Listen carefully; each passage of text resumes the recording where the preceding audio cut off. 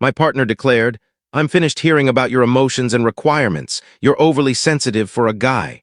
I replied, "Understood." After that, I completely stopped opening up, even about the fact that I'd received a job offer in a different state. When the moving van arrived, and she had no clue I'd already accepted it. I, 31 male, was preparing supper at 6:47 p.m. on a Tuesday when my fiancée, 29, said the words that ended our relationship. We were meant to go over the wedding budget. Her parents were paying for the venue and food, $22,000 in total. We were supposed to divide the cost of the open bar, photographer, and DJ. It came to roughly $1,600, $1,800 each. I'd suggested we should review our finances together before finalizing anything. She banged her water glass on the table. "Oh my God, not this discussion again. I simply think we ought to. No, I'm done. I'm done hearing about your emotions and concerns. You're too sensitive for a man. Do you realize how draining that is? Every single choice needs a full conversation. My father never behaved like this. He just took care of things and let my mother organize everything. I'm not your father." Clearly, because he was actually masculine. I stood there gripping a spatula. The pasta was starting to scorch. "You want me to stop expressing my emotions? I want you to stop having so many emotions, or at least keep them private. I'm not your counselor. Understood? Don't be overdramatic." I switched off the burner. I'd lost my hunger. That night I made my decision. She didn't want to hear my emotions. She would hear absolutely nothing from me. The next morning at 9:23 a.m., a LinkedIn notification. A recruiter, senior software architect role, another state 850 miles away. 105K salary bump plus 12K signing bonus and complete relocation assistance. Normally, I would have shown her. Talked it through together. Not this time, I replied, very interested. "When can we schedule a call?" Phone interview at 2 p.m. I aced it. Second round on Friday. Came home. She was scrolling on her phone. "How was your day?" "Fine. You're acting strange." "Just exhausted." Panel interview Friday. 6 interviewers, 2 hours. I dominated it. They said they'd extend an offer by Monday. I didn't mention any of it to her. Offer arrived Monday at 11:08 a.m. I accepted at 11:34 a.m. Start date in 6 weeks. Began apartment searching that evening. Found a place in 3 days. 1 bedroom, good building, $1,680 monthly. Signed the lease, first, last, and security. $5,140 up front. Move-in date in 5 weeks. Our current lease expired in 7 weeks, only my name on it. I'd signed it before we lived together. Perfect timing, gave my 2 weeks notice at work on Wednesday. My manager was disappointed but supportive, started clearing out belongings, sold items online. My fiancé loved that. "See, this is what I've been telling you. You had so much clutter." "Yeah." Rented a storage unit 2 weeks later. $165 per month. Began transferring things there on Saturdays. Told her I was donating everything. Week 4. Her mother phoned about final wedding arrangements. "We need your guest list by next week." Better check with her on that. "Is everything all right? You sound distant." "Just swamped." Well, we're all thrilled. Only 5 months left. Right. Week 5. Reserved the moving truck, 20-footer from a local company. $950 including insurance. Scheduled for Friday at 9 a.m. My fiancée had mentioned weeks earlier she'd be working from home all day Friday. Back-to-back video calls until at least 3 p.m. even better. She'd be there to witness it. Thursday night I hardly slept. Not anxious. Excited. She got up Friday at 8 a.m. brewed coffee. Settled at her laptop in the living room. "Big meeting day. Try not to make noise, okay?" "No issue." 8:47 a.m. my phone vibrated. Movers were 10 minutes away. 8:58 a.m. the truck arrived. Update 1. She was on a video conference when the doorbell rang. "Can you get that?" she whispered urgently, camera off. I opened the door, 3 workers with hand trucks. "Here for the pickup." "Yes." "Let's get started." I began directing them. My furniture, my boxes, my electronics. My fiancée's head snapped around. She raised one finger. "Wait 1 minute." She turned her camera back on, smiling. "Sorry about that. Let me share my screen." The crew continued working. First load out. My couch, she glanced over, glanced at me, glanced at the workers, mouthed, "What's going on?" I pointed to my phone, texted her. "Moving. Stay on your call." Her eyes widened dramatically. She tried to speak, but her manager was presenting. She unmuted. "Yes, I agree with that strategy." Her voice trembled. Second load, my television, my desk, my bookcase. She texted back, "What do you mean moving?" "Exactly what it appears to be." "Where?" "Another state, new position, starting Monday." Her camera remained on. I watched her expression shift from confusion to panic to rage.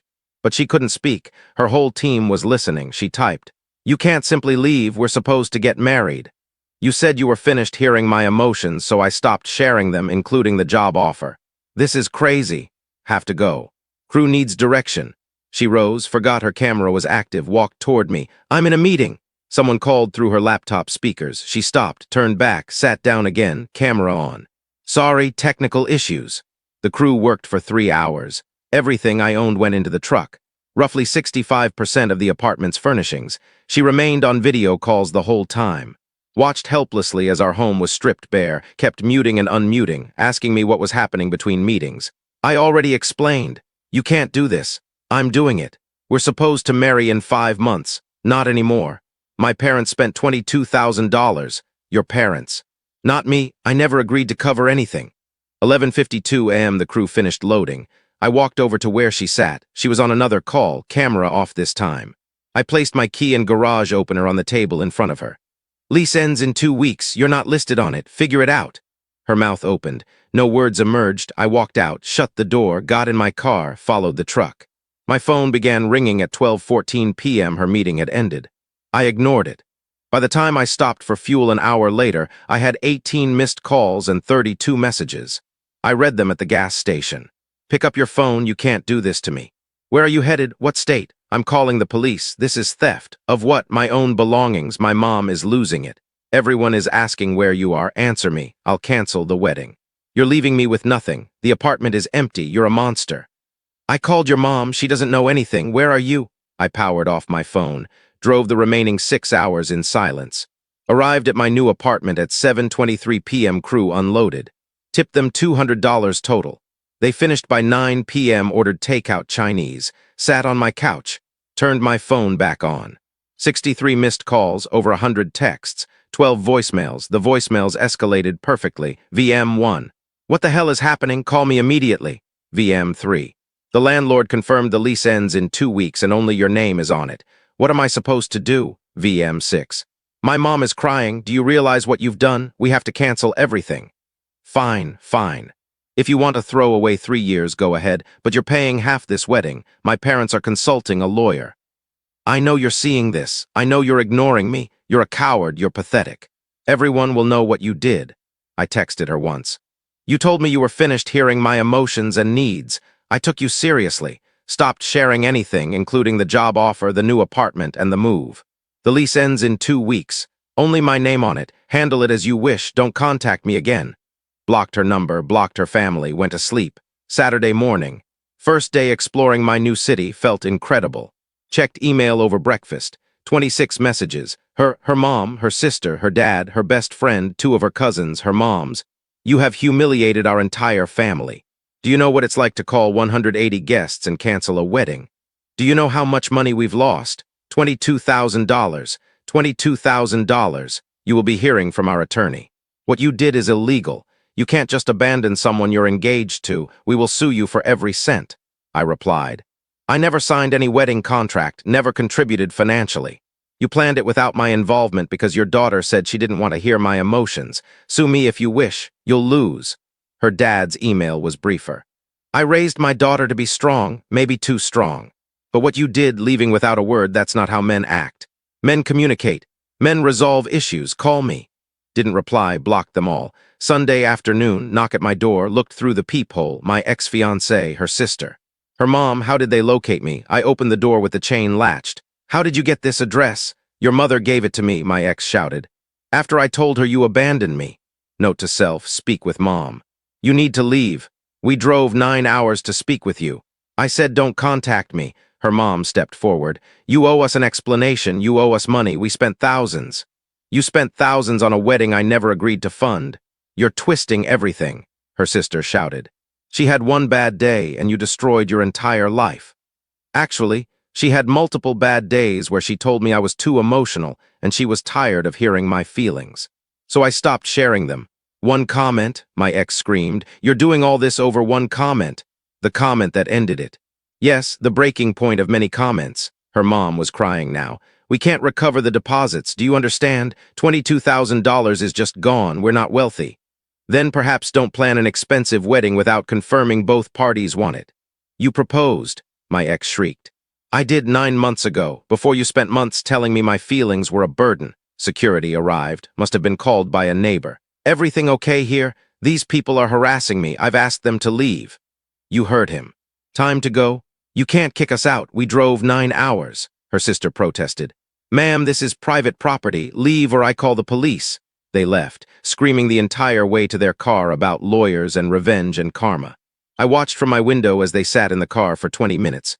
Arguing, crying, finally drove off, started my new job Monday. It was fantastic. Update 2, week 1 at the job. My ex discovered my work email.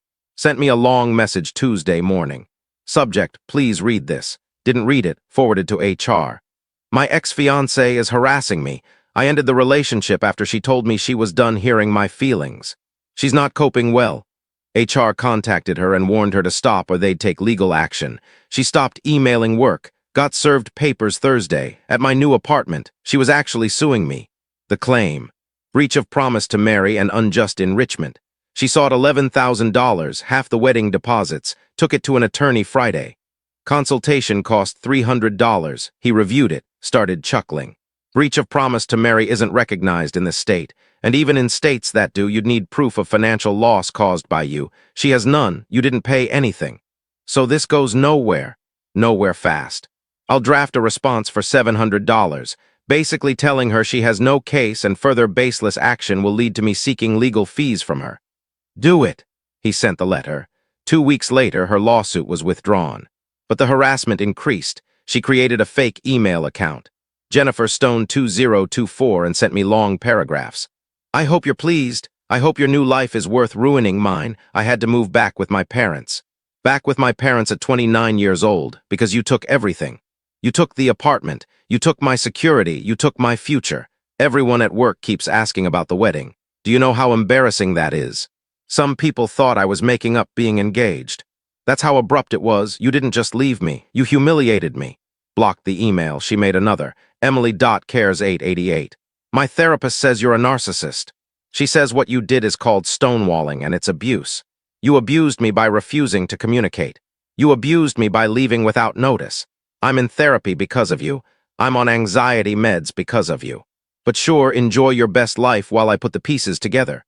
Blocked that too. Her best friend DM'd me on Instagram. I'd created a new private account. She must have found it somehow. You're disgusting. Do you know she cries every day? She can't eat. She can't sleep. She's a shadow of herself, and you don't even care. You just moved on like she meant nothing. 3 years together and you discarded her like trash. I hope karma finds you. Blocked. Week 3, her dad appeared at my apartment building. Didn't have my unit number but was shouting my name in the lobby. We need to talk man to man. Security called me. I went down. Sir, I've asked you multiple times not to come here. I drove 9 hours again. The least you can do is listen. I don't owe you anything. Leave or I'm calling the police. My daughter is devastated, devastated.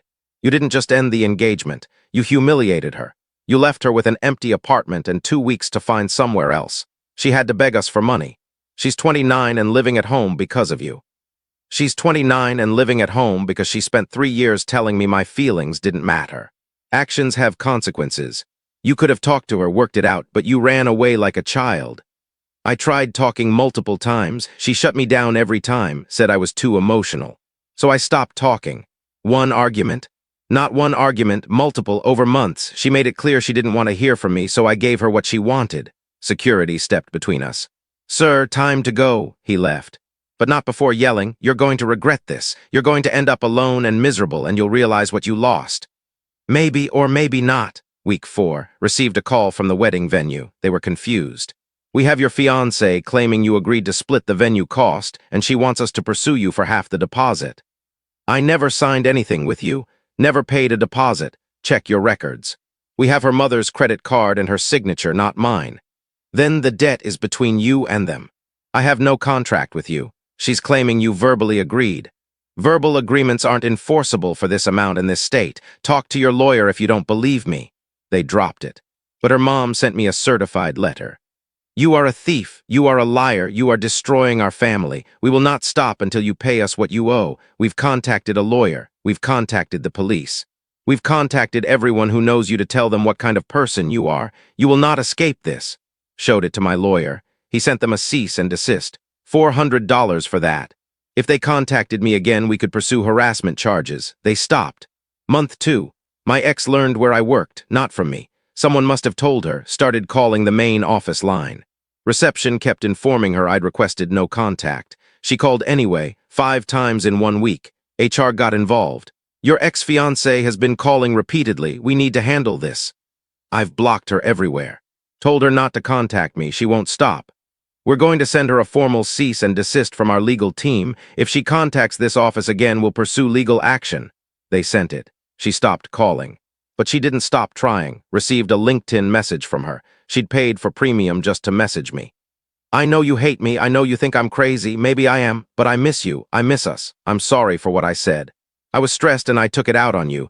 Can we please talk? Just once. I promise I'll leave you alone after. I just need closure. Didn't respond. She sent 8 more messages over the next week, each more desperate. Finally replied.